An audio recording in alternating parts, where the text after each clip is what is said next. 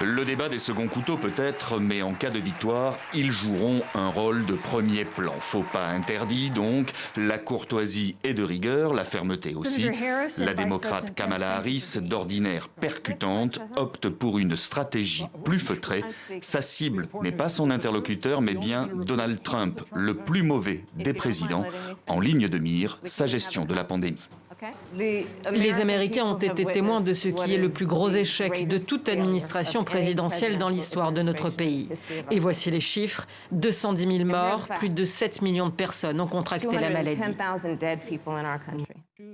Avec Joe Biden, ce serait pire, rétorque le vice-président. Sur l'ensemble des thèmes abordés, ce sont deux visions diamétralement opposées de l'Amérique qui s'affrontent. Assurance maladie, l'ingérence russe dans les élections, les questions internationales, ou bien encore le racisme et les violences policières. En ce qui concerne George Floyd, il n'y a aucune excuse pour ce qui est arrivé à George Floyd.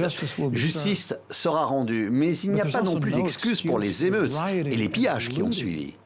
La semaine dernière, le président des États-Unis a débattu devant 70 millions d'Américains et il a refusé de condamner les suprémacistes blancs. C'est faux. C'est faux. Contrairement au face-à-face Donald Trump-Joe Biden, pollué par des invectives en tout genre, le débat a eu au moins le mérite d'aborder des sujets de fond que même une mouche en quête de célébrité n'est pas parvenue à perturber.